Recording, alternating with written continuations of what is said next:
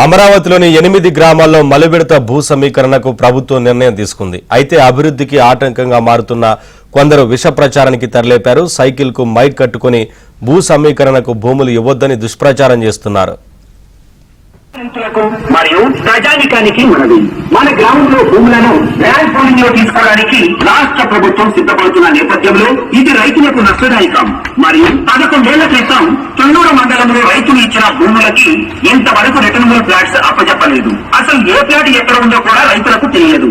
ఏ flats కూడా రైతులకు అప్పజెప్పక ముందే రాష్ట్ర ప్రభుత్వం మరొక 1,00,000 ఎకరాల భూమిని పూలింగ్ లోకి కావాలని ప్రభుత్వం కోరుతున్నారు. అవి పుకార్లు వస్తున్న నేపథ్యంలో గ్రామ రైతులు ఆందోళనలో ఉన్నారు. కావున తదుపరి గ్రామ రైతులు పోలింగ్ కి అనుకూలంగా లేరు, పోలింగ్ కి వ్యతిరేకంగా ఉన్నారు. కావున రైతు సోదరులందరూ కూడా ఈ విషయాన్ని గమనించవలసిందిగా కోరుచున్నాము. ఇప్పటికే భూములిచ్చిన తుళ్లూరు మండల రైతులు అభివృద్ధి లేక అల్లాడుతున్నారని మైకులో ప్రచారానికి పూనుకున్నారు. అయితే ఇది కావాలని ప్రభుత్వానికి వ్యతిరేకంగా చేస్తున్న ప్రచారం అని అధికారులు చెబుతున్నారు. ప్రచారం చేస్తున్న వ్యక్తి ఎవరని పోలీసులు ఆరాధిస్తున్నారు. సదరు వ్యక్తి వైసీపీ సానుభూతి పరులుగా అనుమానిస్తున్నారు. మరియు ప్రజానికానికి మనవి, మన గ్రామంలో భూములను ల్యాండ్ పూలింగ్ లో తీసుకోవడానికి రాష్ట్ర ప్రభుత్వం సిద్ధపడుతున్న నేపథ్యంలో ఇది రైతులకు నష్టదాయకం. మరియు 11 ఏళ్ల క్రితం తుళ్లూరు మండలంలో రైతులు ఇచ్చిన భూములకి ఇంతవరకు రిటర్నబుల్ ఫ్లాట్స్ అప్పజెప్పలేదు. అసలు ఏ ఫ్లాట్ ఎక్కడ ఉందో కూడా రైతులకు తెలియదు. ఏ ఫ్లాట్స్ కూడా రైతులకు అప్పజెప్పక ముందే రాష్ట్ర ప్రభుత్వం మరొక 1,00,000 ఎకరాల భూమిని పూలింగ్ లోకి కావాలని ప్రభుత్వం కోరుతున్నారు. అవి పుకార్లు వస్తున్న నేపథ్యంలో గ్రామ రైతులు ఆందోళనలో ఉన్నారు. కావున తదుపరి గ్రామ రైతులు పోలింగ్ కి అనుకూలంగా లేరు, పోలింగ్ కి వ్యతిరేకంగా ఉన్నారు. కావున రైతు సోదరులందరూ కూడా ఈ విషయాన్ని గమనించవలసిందిగా కోరుచున్నాము. అప్డేట్స్ మా కరెస్పాండెంట్ సత్యాన్ని తెలుసుకుందాం. సత్య, సదరు వ్యక్తిని గుర్తించారా? అధికారులు ఏం చెప్తున్నారు?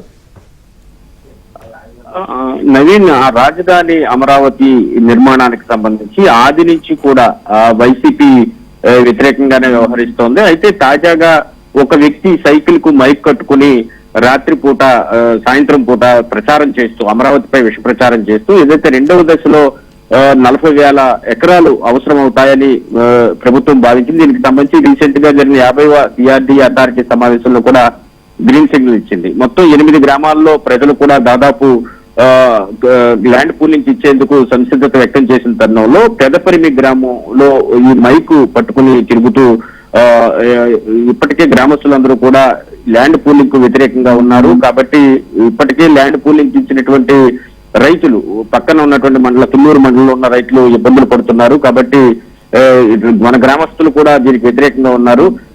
కాబట్టి ఎట్టి పరిస్థితుల్లో ల్యాండ్ పూలింగ్ కు భూములు ఇవ్వద్దంటూ కూడా ఒక ప్రచారాన్ని చేస్తున్న వీడియో ప్రస్తుతం సోషల్ మీడియాలో వైరల్ గా మారింది. అయితే ఈ ప్రచారాన్ని ఎవరు చేశారనే దానిపై పోలీసులు ఇప్పటికే ఆరా తీస్తున్నట్టుగా తెలుస్తోంది. మైక్ పట్టుకుని ఎవరైతే ప్రచారం చేశారో అతన్ని గుర్తించే పనిలో ఉన్నారు.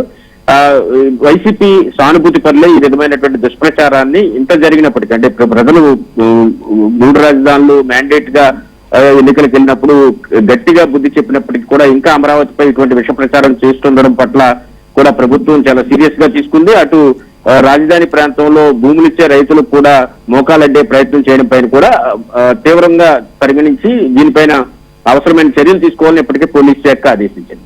Naveen, thank you Satya, thanks for the updates. మరియు ప్రజానికానికి మనవి, మన గ్రామంలో భూములను ల్యాండ్ పూలింగ్ లో తీసుకోవడానికి రాష్ట్ర ప్రభుత్వం సిద్ధపడుతున్న నేపథ్యంలో ఇది రైతులకు నష్టదాయకం. మరియు 11 ఏళ్ల క్రితం తుళ్లూరు మండలంలో రైతులు ఇచ్చిన భూములకి ఇంతవరకు రిటర్నబుల్ ఫ్లాట్స్ అప్పజెప్పలేదు. అసలు ఏ ఫ్లాట్ ఎక్కడ ఉందో కూడా రైతులకు తెలియదు. ఏ ఫ్లాట్స్ కూడా రైతులకు అప్పజెప్పక ముందే రాష్ట్ర ప్రభుత్వం మరొక 1,00,000 ఎకరాల భూమిని పూలింగ్ లోకి కావాలని ప్రభుత్వం కోరుతున్నారు. అవి పుకార్లు వస్తున్న నేపథ్యంలో గ్రామ రైతులు ఆందోళనలో ఉన్నారు. కావున తదుపరి గ్రామ రైతులు పోలింగ్ కి అనుకూలంగా లేరు, పోలింగ్ కి వ్యతిరేకంగా ఉన్నారు. కావున రైతు సోదరులందరూ కూడా ఈ విషయాన్ని గమనించవలసిందిగా కోరుచున్నాము.